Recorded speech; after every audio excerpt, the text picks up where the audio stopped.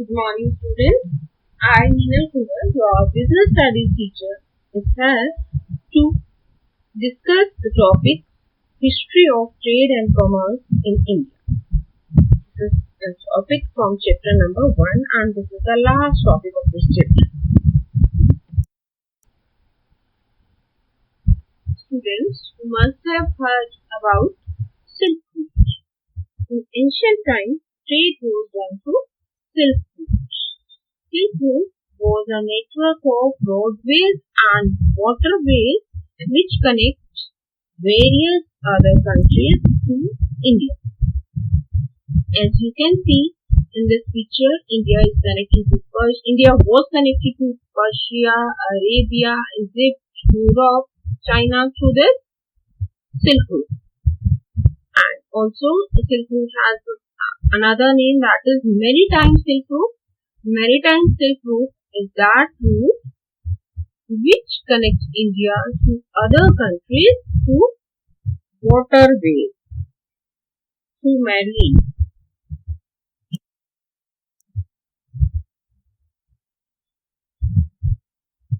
So studying the Indian history of commerce completely, we have to study it. We have divided it into various subtopics. These topics are indigenous banking system, rise of intermediaries, transport, trading communities, merchant corporations, major trade centers, major exports and imports, position of Indian subcontinent in world economy, and India begins to re-explore.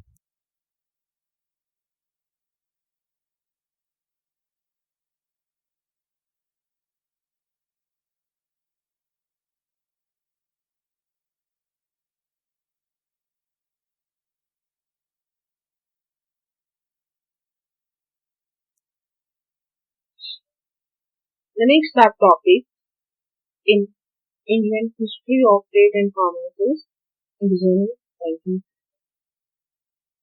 Long ago, there was no currency in circulation. At that time, barter system was prevalent in the society. Barter system means exchange of goods and services in place of goods and services. That means no money was given for purchasing something. For example, if a rice merchant wants to purchase clothes, he goes to a clothes merchant and he gives him some rice and get clothes in place of that rice. But as economic life of India progressed, some development took place. Different kings and monarchs issued different kind of metal coins, and these metal coins became medium of exchange. And for buying and selling on credit, hundi or chitti was used. These are the example of hundi and chitti. Hundi or chitti is a kind of written promise to pay money at a particular time.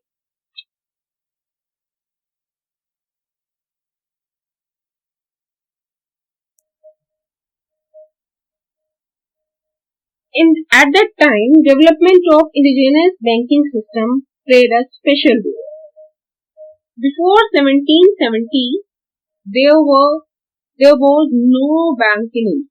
Bank of Hindustan was the first bank in India to be established in 1770. Before that, people used to deposit precious metal with lending individual functioning as bankers or states. You must have seen in old Hindi movies that there is a sahukar or state or mahajan from whom the poor farmer takes the loan and deposit gold or land papers, etc. These states and bankers were an instrument for supplying money for producing more goods. Mean to say, earlier there were no banks, so states, sahukars acted as bankers. They provide loan to poor farmers for producing more goods. Later, commercial and industrial banks evolved to finance trade and commerce, and agriculture banks were also open to provide both short-term and long-term loans to finance agriculture. But that was after 1770. In 1770, the first Bank of India, that is Bank of Hindustan, was established. That is not in existence. And for your knowledge, I want to tell you, the State Bank of India is the oldest bank at this time. The next subtopic in history of Indian trade and commerce is rise of intermediaries. Intermediaries mean middlemen. These middlemen played a prominent role in the promotion of trade. Middlemen comprised of commission agents, brokers, and distributors. These are a person who act as a middleman between buyer and seller. And the example of these are commission agents, brokers, and distributors. These middlemen also provided considerable financial security to the manufacturer by assuring responsibility for the risk involved. As in present days, insurance companies are there to assume risk. Similarly, there were some other intermediaries who take the responsibility for the risk involved, especially in foreign trade. Jagat Seth exercised great influence during the Mughal Empire and the East India Company. The next subtopic in history of trade and commerce is transport. In the ancient time, there was no air transport. Basically there are three means of transport, that is land transport, that is air transport, and water transport. But as I told you, there were no airways in ancient times. So there were two popular modes of transport during ancient times. First one was land transport and other one was water transport. The northern roadways route stretched from Bengal to Takshila. There were also some trade routes spreading from east to west, as I show you in the Silk Route picture. Maritime waterways, as I told you, is also called maritime trade. Maritime trade was very important way of global trade in ancient India. In India, Malabar coast, that is in Maharashtra, was used to trade pepper. Pepper means kali mirch. That was known as black gold in ancient times. You know that you must have studied in history that India exports spices. India's spices were also famous in ancient times, and Malabar coast was used to trade pepper, that is kali mirch, and known as black gold. Also, there was Calicut coast. Calicut coast was visited by Chinese ships to acquire essential items from Middle East and as well as pepper, diamond, pearl and cotton from India. So, Indian transport was developed and it connects India to other countries through roads and through waterways also.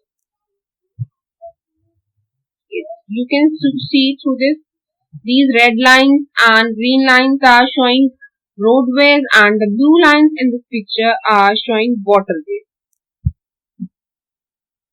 Trading communities. In different parts of the country, different communities dominated the trade. In fact, in today's time, you see that you must have heard their Baniya community is for doing business. Baniya always do business. Similarly, in the past, in northern regions, Punjabi and Multani merchants handled the business. In western India, Mahajans were managing trade. From south, Shetiyars are important traders. In Gujarat, Rajasthan Bhatts or Bhatt manage the trade.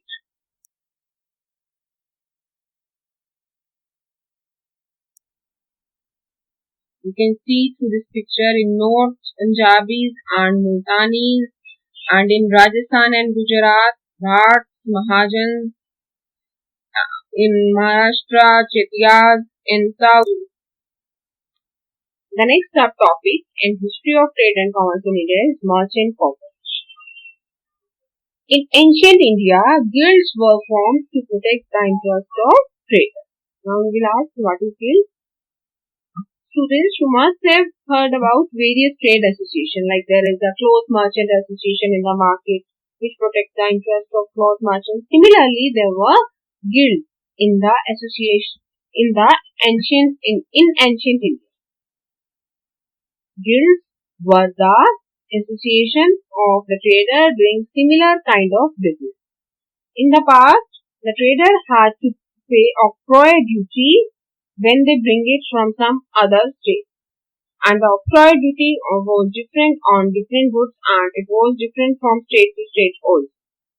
And also, the traders need to pay custom duty according to the commodity and from province to province. And the next type of tax which need to be paid was ferry tax. Ferry tax need to be paid for passenger, goods, cattle and carts. Like in the present days, you pay toll tax while going from one place to another. In ancient India, ferry tax was to be paid for passengers, goods, cattle and carts. And the guild chief means association head dealt directly with king or tax collector and settled the market toll on behalf of its fellow merchant at a fixed sum of money. That means the merchants individually had not to pay the tax to the tax collector or the king. It's the guild chief who pays the taxes on behalf of all of its guild members. Major trade center. There was a major trade center in our country in the past. Some of them were Patliputra. Patliputra still exists in India. Now its name is Patna. It was famous for export of stones. Second important trade center was Peshawar. Peshawar was an important exporting center for wool and for the import of horses. Now it is in Patna. Takshila. Takshila is still famous for education, and you must have heard about Takshila University. It was an important land route between India and Central Asia in ancient periods. It was also a city of financial and commercial wealth. The next important trade center is Indraprastha. That is today's Delhi. It was an important commercial junction on the royal road. Means from Indraprastha, all routes leading to east, west, south and north converge and meet here, which is Mathura. Many routes from South India touched Mathura and Varan. Still exists today. It was a major center of textile industry in ancient India. Ujjain. Muslin and mallow cloth were exported from Ujjain to different cities. Surat. Even today it is famous for textile. In the ancient times, Surat was famous for textile, especially for their gold border sari. That gold border, that is Jari work. Next is Kanchi. Kanchi is known as Kanchipuram today, where the Chinese used to come in foreign ships to purchase pearls, glasses and rare stones, and in return they sold gold and silk. Students, I want to tell you an important point that In ancient times, China was the only country who produced silk. The next important trade center was Mathura. Mathura attracted foreign merchants, particularly Romans, for carrying out overseas trade. Overseas trade means doing trade through waterways. Next important trade center is Bharuch. Bharuch was situated on the bank of river Narmada and was linked with all important marts by road. The next important trade center is Kaveri Katta. Kaveri Katta was a convenient place for trade with Malaysia, Indonesia, China and Far East. That means Kaveri Katta was used for doing trading with Malaysia, Indonesia, China and the Far East. And what was traded here? Perfumes, cosmetics, sand, silk, wool, cotton, coral, pearl, gold and precious stones. And Kaveri Katta was also very famous for shipbuilding. It was all about the trade centers that prevailed in ancient India. Now, the next subtopic in history of trade and commerce is major exports and imports of India in ancient times. In ancient times, India was major exporter of spices, wheat, sugar, indigo, opium, cotton, animal, pearl and copper, etc. Still, India is exporting all these things.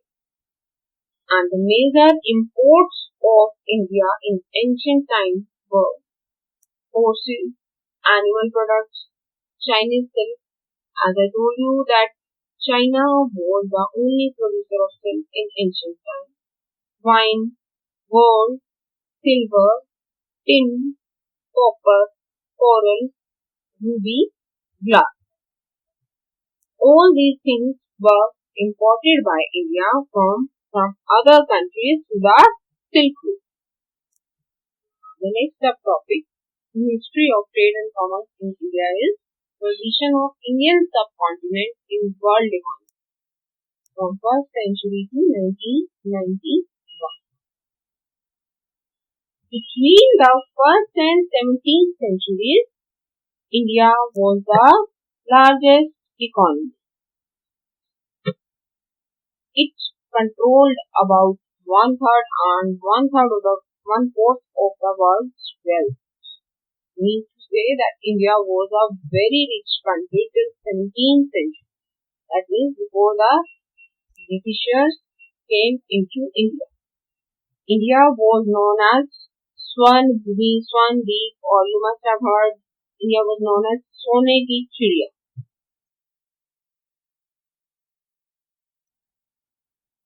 But in the 18th century, India was far behind Western Europe in technology, innovation and ideas. And the situation worsened in the mid-18th century when the British Empire began to take roots in India. And these Britishers used revenue generated by the Indian provinces to purchase Indian raw materials, spices and goods. That means they purchased the Indian things by Indian money, and this stopped the continuous inflow of bullion. That is, continuous inflow of foreign exchange which India used to get by exporting things were stopped. This diagram I have taken from your NCERT book to show that in 1st century, India contributes to the 32% of the world income. And in 1000 AD, India still contributed to 30% of the world income. In 1500 AD, India contributed 24.36%. In 1600 AD, 24.41%. In 1700 AD, 24.46%. till 1750, India was contributing 25% of world's industrial output. But when Britishers came to India, Indian economy faced a very critical situation. Its contribution in world economy declined to 5 to 10% only. In 1870, it was 9.2%, and in 1900, it was just 2% of the global industrial output, which used to be 32% in 1000. In 1913, under British Empire, India was contributing only 5.4% of the total global industrial output. In 1952, India was contributing 3.8% of the world income. 1973, condition was almost same. And in 1991, India's economy was not in a good condition. That is the reason why the LPG reforms were introduced. LPG reforms are liberalization, privatization and globalization. India begins to reindustrialize.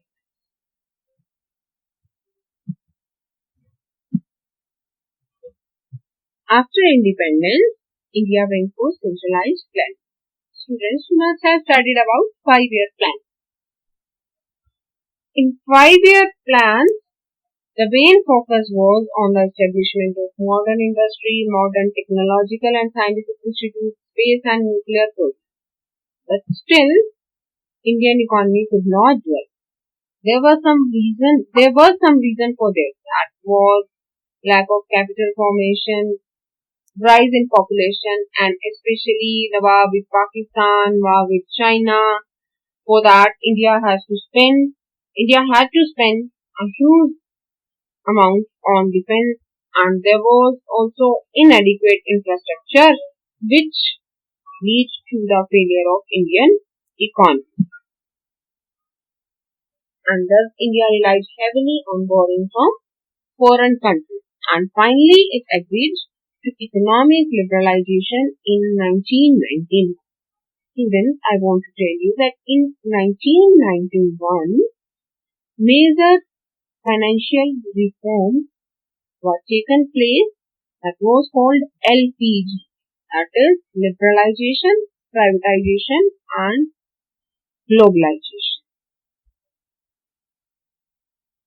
Today, Indian economy is one of the fastest growing economy in the world today and a preferred FDI destination. That means foreigners like to invest in this country as a very promising country. This is a growing economy, fastest growing economy.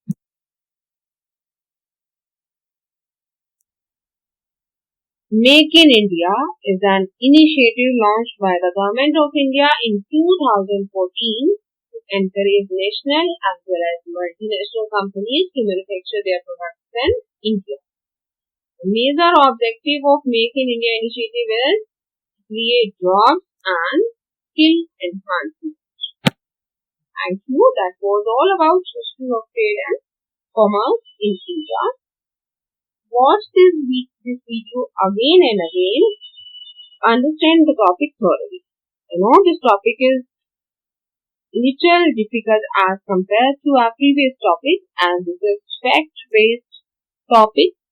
So you need to watch this video again and again to understand this topic thoroughly. Thank you so much. Stay blessed, stay home, stay safe.